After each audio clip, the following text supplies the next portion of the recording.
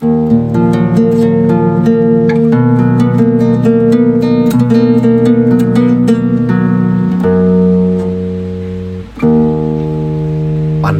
orang Eropa terhadap perempuan Jawa di masa lalu menggambarkan bahwa mereka lembut dan penurut. Ada yang mengesankan bahwa perempuan Jawa dulu seperti boneka. Pandangan umum juga mengatakan bahwa perempuan dianggap konco wingking atau teman di belakang yang hanya bertugas di dapur dan melayani suami. Jauh sebelum Raden Ajeng Kartini lahir pada 21 April 1879 dan kemudian mengobarkan emansipasi wanita, sebenarnya banyak perempuan Jawa yang mendobrak persepsi seperti itu dan tampil sebagai perempuan perkasa. Berikut perempuan-perempuan perkasa di Jawa pada masa lalu yang punya peran kuat.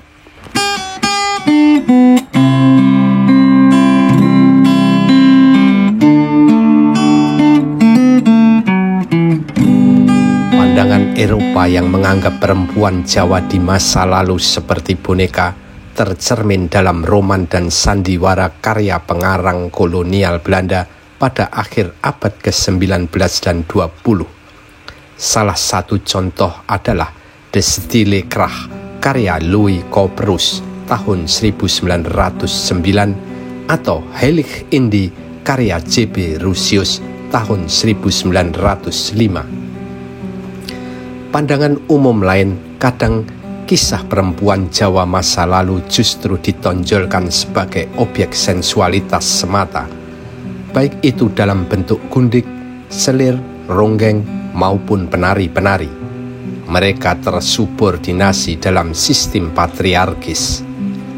Pandangan-pandangan itu secara umum di masa lalu mungkin ada benarnya, namun di masa lalu juga sebenarnya banyak perempuan perkasa di Jawa yang memiliki peran kuat dalam kehidupan baik ekonomi, politik, perang, maupun kebudayaan.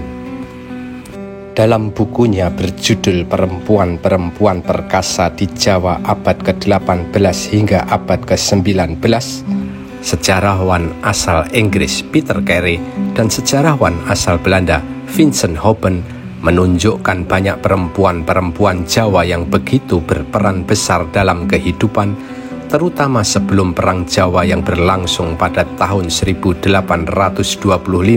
sampai 1830. Di bidang perang, sejak lama banyak wanita yang dilibatkan oleh kerajaan Mataram. Bahkan, menurut catatan utusan Belanda, Rijslof van Hoorn, yang berkunjung ke Mataram sebanyak 5 kali pada pertengahan abad ke-17, pernah melaporkan adanya korps prajurit estri dalam pemerintahan Sultan Agung. Sekitar 150 perempuan muda dilatih memainkan senjata. Bahkan pasukan pengawal raja biasanya memang perempuan. Pada masa pemerintahan Sultan Hamengkubuwono II, ada 48 nyai yang mengawal raja. Bergelar abdi dalam Priyayi Manggung atau prajurit kepara estri, mereka bersenjata lengkap dan siap beraksi sewaktu-waktu diperlukan. Senjatanya antara lain tameng, busur, panah beracun, tombak, tulup atau supit, dan bedil. Di Surakarta, gambaran seperti ini pernah disampaikan penyewa tanah dari Prancis Joseph Donatin Butte kala mengunjungi Kasunanan Surakarta di era Pakubuwono V. Dalam catatannya ia menyebutkan 40 perempuan duduk di bawah tahta dan benar-benar bersenjata lengkap. Berikat pinggang dengan sebilah keris diselipkan di sana, masing-masing memegang sebilah pedang atau sepucuk bedil. Harus diakui, mereka pasukan kawal yang mengagumkan.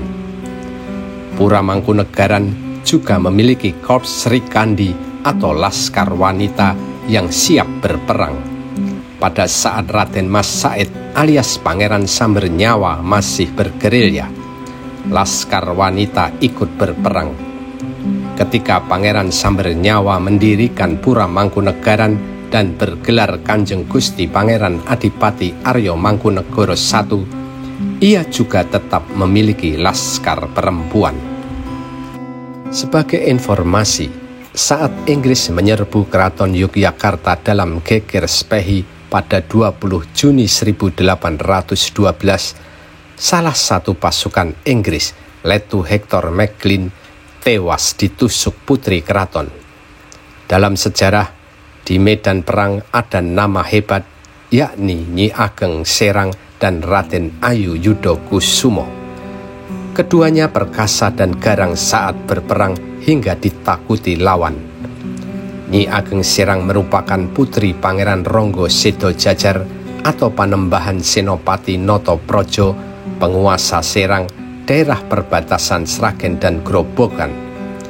Ia masih keturunan Sunan Kalijaga.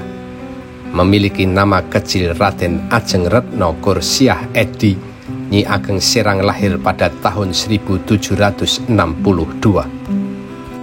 Pada tahun 1778, Nyi Ageng Serang dibawa ke Keraton Yogyakarta untuk masuk korps para nyai yang dilatih perang. Dari situlah ia kemudian dinikahi Sultan Hamengkubuwono II, meski kemudian bercerai pada tahun 1787. Ia menikah lagi dengan Pangeran Serang I yang kemudian melahirkan Pangeran Kusumo Wijoyo. Putranya ini kelak menjadi panglima perang Pangeran Diponegoro dalam Perang Jawa untuk wilayah Demak dan sekitarnya. Nyi Ageng Serang pun ikut membantu berperang. Bahkan Nyi Ageng Serang menjadi salah satu penasehat perang Pangeran Diponegoro yang ditakuti. Ia memiliki pasukan yang disebut Semut Ireng. Pasukan Nyi Ageng Serang ini sering memporak-porandakan pos-pos Belanda dan mengakibatkan banyak korban jiwa di pihak lawan. Bahkan dalam usia tua, ia tetap berperang melawan Belanda meski harus ditandu. Sedangkan Raden Ayu Yudo Kusumo merupakan putri Sri Sultan Hamengkubuwono I yang cerdas, mandiri, tegar, bervisi, dan keras menentang Belanda. Ia menikah dengan Bupati Yogya dan tinggal di Grobogan Wirosari. Raden Ayu Yudo Kusumo lebih menonjol daripada suaminya yang cenderung apatis dan kurang berwibawa. Ia tampil dengan karakter kuat dan pernah menyerang kelompok Tionghoa di Ngawi yang dianggap menindas. Ketika Inggris menguasai tanah Jawa, Raden Ayu Yudo Kusumo juga dengan tegas menolak untuk meninggalkan Grobogan demi menjaga kehormatan. Bahkan dengan tegas ia melawan perwira Inggris Letnan George Richard Pemberton yang dikirim Raffles untuk mengambil wilayahnya. Di Surakarta juga ada perempuan perkasa dalam diri Raden Ajeng Mayangsari yang dikenal sebagai Sedah Mirah. Ia diberi gelar Bendoro Raden Ayu Adipati Sedah Mirah karena kemampuannya dalam bela diri dan menjadi kepala keamanan keputren di Keraton Surakarta. Sedah Mirah ahli diplomasi, seniman, dan pujangga yang menulis kitab Ponconiti. Kepada Kompas.com, sejarawan Universitas 11 Maret Surakarta, Tunjung Wahadi mengatakan, Sedah Mirah juga memegang babon atau buku induk kitab Wulangreh karya Pakubuwono IV. Sedah Mirah juga memegang serat babat Centini yang ditulis semasa Pakubuwono V. Ada versi yang mengatakan ia hidup di masa Pakubuwono IV yang lahir pada tahun 1768 dan wafat pada tahun 1820. Namun Tunjung Wahadi mengatakan Sedah Mirah hidup di masa Pakubuwono V yang lahir pada tahun 1830 dan wafat pada tahun 1893. Terlepas dari itu, Sedah Mirah menjadi tokoh wanita legendaris di Surakarta sebagai ksatria yang ahli perang dan juga sastrawan. Ia dimakamkan di Keraton Kartosuro. Perempuan Jawa lain yang di masa lalu berperan kuat di bidang sastra dan politik adalah Permaisuri Pakubuwono I, yakni Ratu Balitar yang populer dengan sebutan Ratu Pakubuwono. Sukses suaminya, Pangeran Puger, dalam merebut kekuasaan di Mataram dan kemudian bergelar Pakubuwono I tak lepas dari kemampuan dan siasat politik Ratu Pakubuwono. Ia kemudian bahkan sangat berpengaruh dalam ketatanegaraan Mataram di Kraton Kartosuro, termasuk soal penataan kelembagaan, penempatan pejabat, hingga soal suksesi. Ratu Pakubuwono juga suka sastra sufi Islam dan menulis sejumlah buku penting. Dia disebut yang menciptakan naskah Serat Menak, ditulis pada tahun 1715. Kini, serat itu masih tersimpan di Perpustakaan Nasional Republik Indonesia. Ratu Pakubuwono juga disebut terlibat dalam penulisan babat Tanah Jawi pada tahun 1720-an. Ia juga menulis buku dalam cerita Sultan Iskandar pada tahun 1729 selain menulis cerita Nabi Yusuf. Dari sekian karyanya yang luar biasa adalah Kitab Usul Biyah. Mulai ditulis pada Desember 1729, buku ini bercerita tentang sejarah para nabi versi Jawa. Ratu Pakubuwono juga membuat karya Suluk Garwo Kencono. Isinya mengenai pengaruh Islam dalam kehidupan dan kebudayaan kerajaan Jawa. Pengaruh politik Ratu Pakubuwono juga masih kuat di masa kekuasaan anaknya Amangkurat IV dan era cucunya Pakubuwono II. Ratu Pakubuwono wafat pada tahun 1732. Sementara di Kesultanan Yogyakarta juga ada penulis wanita hebat. Ia adalah Raden Ayu Danukusumo yang masa kecil bernama Ayu Purboyoso.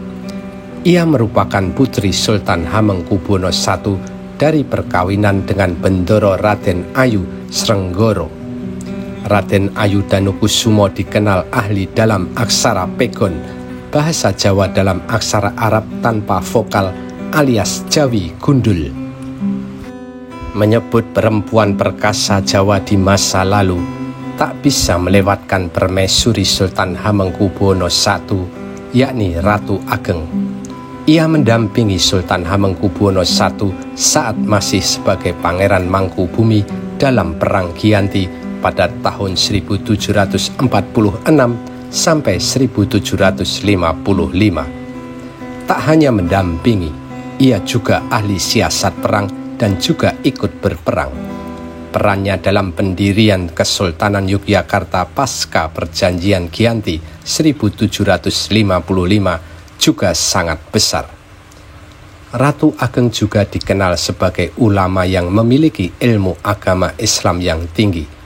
Sebagai penganut tasawuf Satariyah, ia menjadi salah satu sumber konsultasi keagamaan di Kesultanan Yogyakarta.